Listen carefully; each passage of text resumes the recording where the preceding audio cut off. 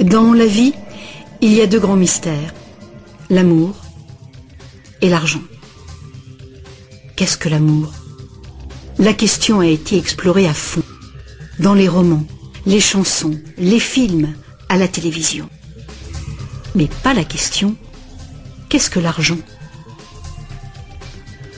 La théorie de l'argent n'a jamais inspiré de film à grand succès, et ça n'a rien d'étonnant. Rien d'étonnant non plus qu'elle ne soit presque jamais mentionnée dans nos écoles. D'où vient l'argent? La question évoque généralement l'image de la fabrication des billets ou des pièces.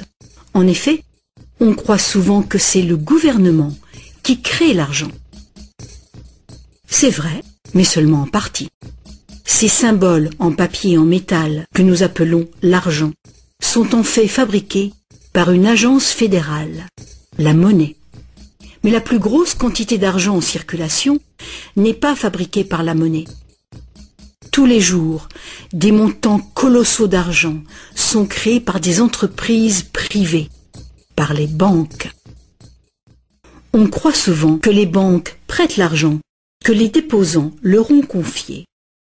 Mais pas du tout. En fait, les banques créent l'argent qu'elles prêtent, pas à partir de leurs bénéfices, ni à partir de l'argent déposé, mais directement à partir des promesses de remboursement faites par les emprunteurs. La signature d'un emprunteur l'engage à payer le montant de son emprunt plus des intérêts. Sinon, il perd la maison, la voiture ou tout autre bien qu'il a acheté. C'est une très lourde obligation pour l'emprunteur. En contrepartie, que fait la banque? Elle crée le prêt par un tour de passe-passe. Elle l'inscrit au compte de l'emprunteur. Ça vous semble un peu exagéré? Impossible, direz-vous? Voyons un peu comment ce miracle bancaire se produit.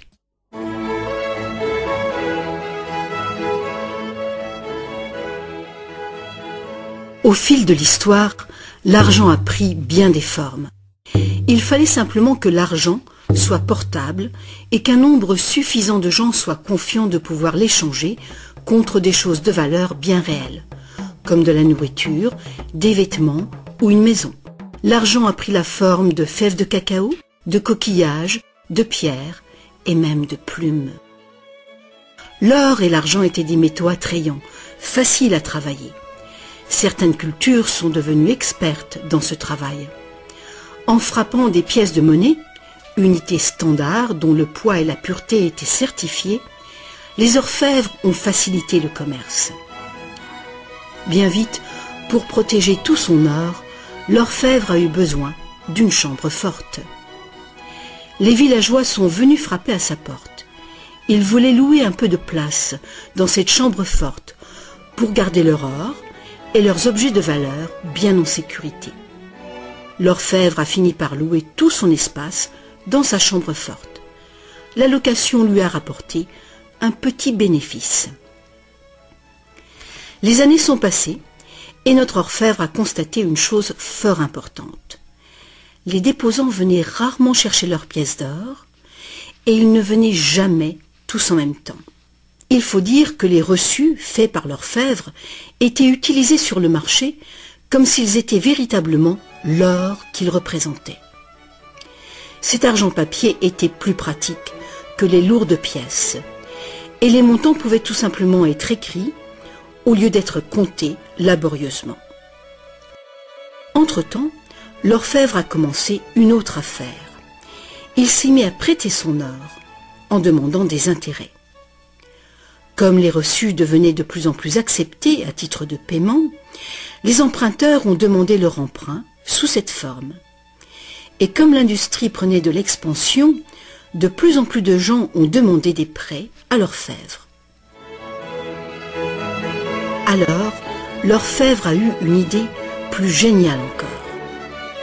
Il savait que ces déposants venaient rarement chercher leurs pièces d'or. Il a donc pensé qu'il pouvait faire des prêts couverts par l'or de ces déposants.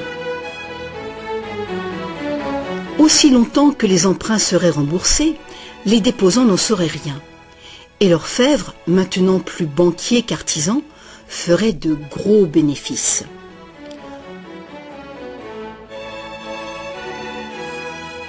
Pendant des années, en secret, l'orfèvre a tiré de bons revenus des intérêts sur les dépôts de ses clients. Maintenant gros prêteur, il devenait sans cesse plus riche et il commençait à étaler ses richesses. Les gens l'ont alors soupçonné de dépenser l'argent de ses déposants.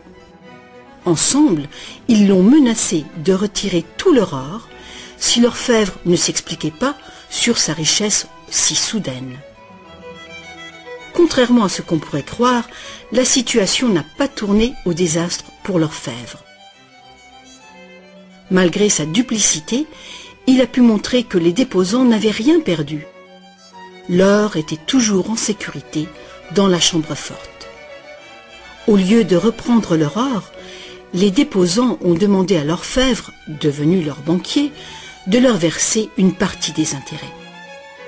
C'est ainsi que les banques sont nées. Le banquier payait un taux d'intérêt bas sur les dépôts et il faisait payer un dépôt d'intérêt plus élevé sur les prêts. La différence couvrait les frais de fonctionnement et ses bénéfices. La logique du système était simple comme bonjour et semblait être un moyen raisonnable de satisfaire la demande de crédit. Mais les banques ne fonctionnent plus du tout comme ça. L'orfèvre banquier n'était pas du tout satisfait du revenu qui restait après le partage des bénéfices avec ses déposants. La demande de crédit augmentait rapidement, mais ses prêts restaient limités par le montant d'or dans la chambre forte. Alors, une idée plus géniale encore lui est venue à l'esprit. Puisqu'il était le seul à savoir combien d'or il y avait dans la chambre forte, il pourrait prêter des chèques garantis par de l'or qui n'existait même pas.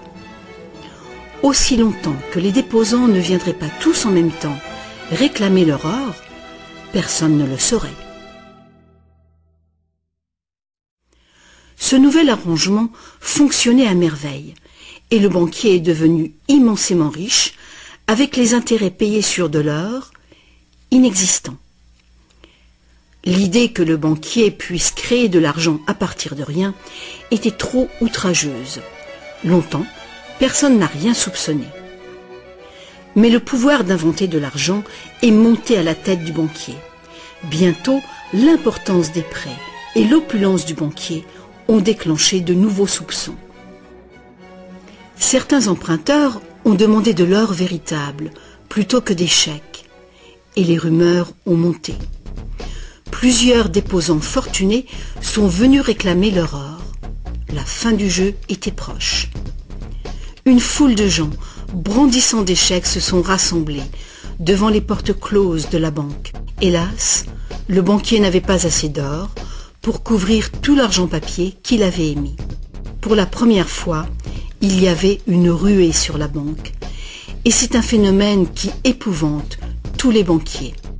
Ce phénomène de retrait massif a ruiné des banques individuelles et a endommagé la confiance du public envers les banquiers. Il aurait été simple alors d'interdire cette pratique de créer de l'argent à partir de zéro. Mais les immenses crédits offerts par les banquiers étaient devenus essentiels à l'expansion du commerce européen. La pratique a donc été légalisée et réglementée. Les banquiers ont accepté de respecter des limites sur les montants d'argent fictifs qu'ils pouvaient prêter. Mais ces montants fictifs restaient bien supérieurs à la valeur réelle de l'or déposé dans la chambre forte. Bien souvent, le taux était de 9 $ fictifs pour 1 $ en or. Des inspections surprises permettaient de faire respecter ces réglementations. Un arrangement a aussi été conclu. En cas de ruée sur une banque, les banques centrales soutiendraient les banques locales en leur prêtant de l'or. La bulle du crédit, créée par les banquiers, ne pourrait pas crever et le système ne pourrait pas s'effondrer, sauf s'il y avait beaucoup de ruées sur les banques en même temps.